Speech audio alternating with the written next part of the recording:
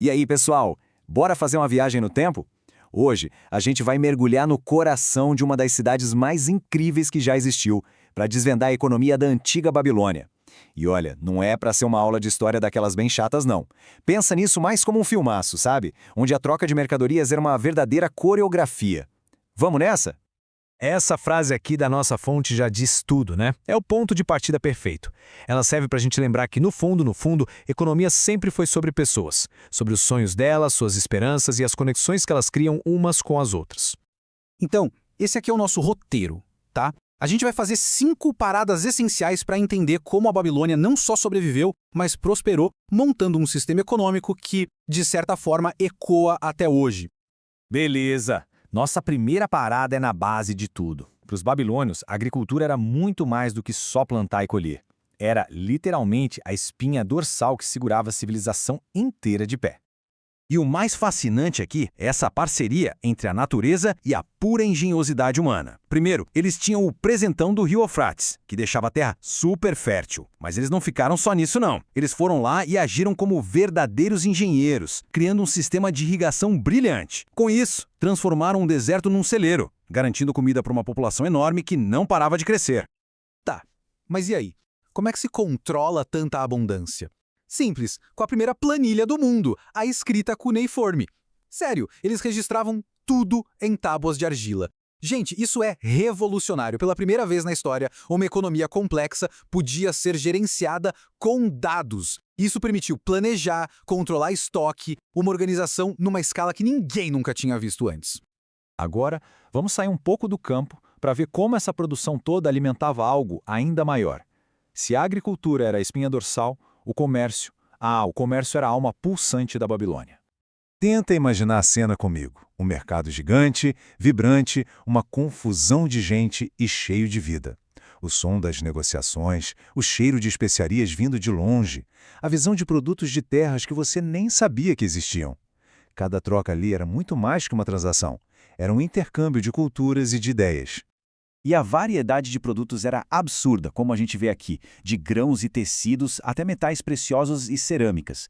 Isso só mostra o quão longe iam as rotas comerciais deles, que funcionavam como artérias, sabe? Bombeando não apenas riqueza, mas também inovação e conhecimento direto para o coração do império. E essa comparação aqui é bem interessante.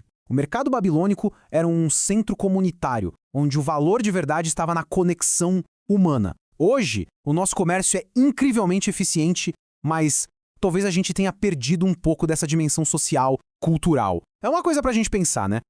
Bom, com tanto comércio crescendo, a coisa toda foi ficando mais complexa.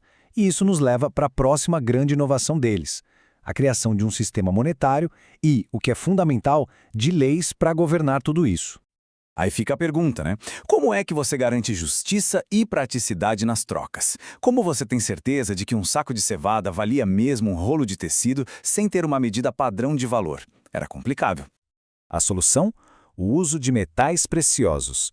Ouro e prata se tornaram uma forma de pagamento que todo mundo aceitava. Foi como passar de fase no jogo da economia. De repente, não era mais preciso achar alguém que quisesse exatamente o que você tinha para oferecer. O comércio ficou muito mais fluido e eficiente.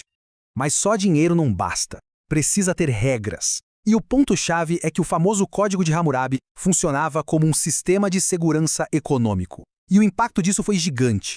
Ele criou confiança. Pela primeira vez na história, era possível fazer negócios de forma segura com estranhos, não só com a família, permitindo que a economia crescesse de uma forma absurda. Mas para entender a Babilônia de verdade, a gente precisa olhar além dos números e das leis. Tinha uma força poderosa ali, e muitas vezes invisível, em jogo: a religião. Olha só que interessante essa tabela. Ela mostra como fé e finanças eram praticamente inseparáveis. Os comerciantes faziam oferendas para deuses como Marduk para ter sucesso. As doações para os templos não eram só caridade, mas um investimento direto na infraestrutura da comunidade. Até emprestar dinheiro a juros era visto como um ato que agradava os deuses, porque ajudava o próximo.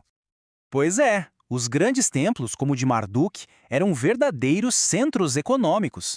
Eles funcionavam quase como bancos modernos, gerenciando fortunas, dando empréstimos e financiando grandes obras públicas. A religião não era só uma crença, era um motor da economia. Chegamos ao final da nossa jornada. Depois de viajar por essa economia tão antiga e ao mesmo tempo tão sofisticada, o que a gente pode aprender? O que a Babilônia que existiu há milênios ensina pra gente hoje? A nossa fonte nos deixa 3 lições fundamentais. Primeiro, o poder da colaboração, que a gente viu nos projetos de irrigação. Segundo, o valor da inovação, presente na escrita e nas leis. E, talvez o mais importante, a noção de que uma economia forte depende de uma comunidade forte, onde a ajuda mútua era um pilar para o sucesso de todo mundo. E assim a gente encerra com essa reflexão.